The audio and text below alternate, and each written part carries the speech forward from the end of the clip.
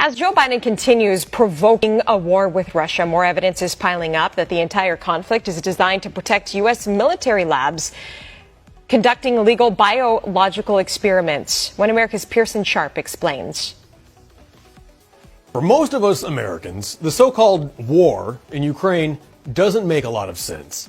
But when you start to dig under the surface, under the slick media propaganda promoting war and destruction, then you'll understand why our leaders are pushing America to kick off World War III. To put it simply, Ukraine is the deep state. I don't mean it's a part of it. I mean it is the deep state. Ukraine isn't even its own country anymore. It's been bought and sold by the West for the West, and a Western puppet has been put in power to do the bidding of his Western masters. President Volodymyr Zelensky isn't the leader of Ukraine. He's an actor who was hired to play a part so Washington can continue using Ukraine as its own personal money laundering piggy bank and bioweapons playground. Those biological and chemical weapons facilities the mainstream media won't talk about? Yeah, they're real. And there's a good chance they were even instrumental in cooking up COVID-19. Independent journalist Clandestine exposed the evidence on Twitter, pointing out the whole operation started back in 2005, when then Senator Barack Hussein Obama took a trip to Ukraine with Senator Richard Lugar to inspect former Soviet weapons facilities. In reality, the U.S. was taking control of these top secret bioweapons facilities, complete with a fully stocked arsenal of the deadliest nuclear and chemical weapons on the planet. And for the next decade and a half, top secret U.S. government research was carried out in these labs without any oversight or accountability. That's how Joe Biden and his son Hunter were able to get their foot in the door with Hunter's company, Metabiota. Hunter's firm Rosemont Seneca actually invested $500,000 in the San Francisco pathogen research company Metabiota, working in Ukraine, on top of millions in additional funding he secured through other firms like Goldman Sachs. The situation came to a head in 2014 when Obama's regime, including the CIA and Assistant Secretary of State Victoria Nuland, toppled Ukraine's democratically elected government with a fake civil war. A leaked phone call actually exposed Nuland plotting how Ukraine's new government should work. I don't think cleats should go into the government. I don't think it's necessary. I don't think it's a good idea. Flash forward to 2022 when Washington vehemently denied there were any biolabs in Ukraine or that the U.S. had anything to do with them, mocking the people who question the narrative as nothing more than dirty conspiracy theorists. Yeah, but can you explain to us has there been any relationship between the... We are not developing biological or chemical weapons inside Ukraine. It's not happening.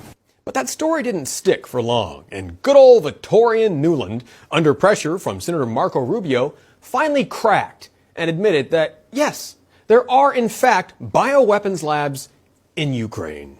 Does Ukraine have chemical or biological weapons? Ukraine has biological research facilities, which, in fact, we are now quite concerned Russian forces may be seeking to gain control of. So we are working with the Ukrainians on how they can prevent any of those research materials from falling into the hands of Russian forces should they approach. So these labs are so dangerous, in fact, that the State Department is terrified the Russians might get their hands on them. And let's be clear, Russia has been sounding the alarm that these labs not only exist, but that they're producing biochemical weapons at the request of the Biden crime family. During the military operation in Ukraine, Russian personnel acquired over 20,000 documents, reference and analytical materials, as well as surveyed witnesses and participants of the U.S. biological programs.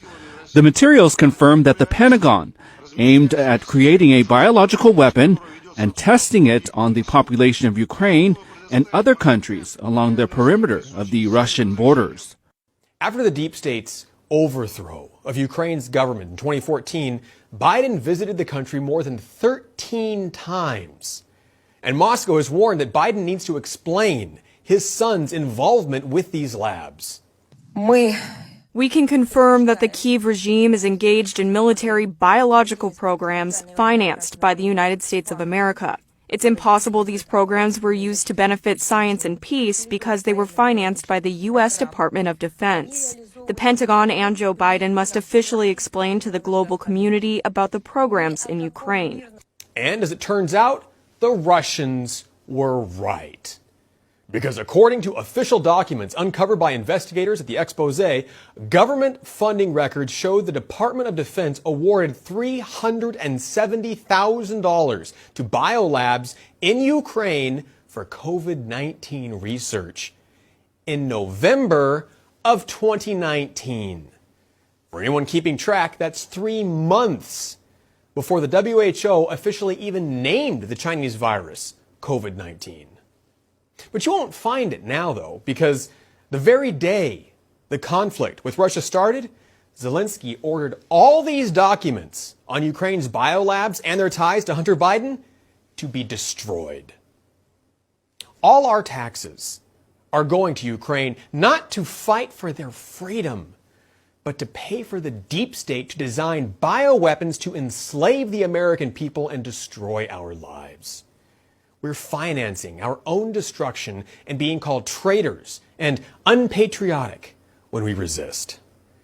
As Clandestine pointed out on Twitter, all of these agents of evil, Big Pharma, the mainstream media, the deep state in Washington, Zelensky, and the WHO are all working together to cover up their crimes. Russia isn't the villain here. Our own government is. Russia may have even had an obligation to fight back against the bioterrorism America is apparently conducting in Ukraine. Until these criminals are brought to justice, more of our tax dollars will be spent on weapons destroying Ukraine, more innocent lives will be lost, and the United States will march ever closer to World War III.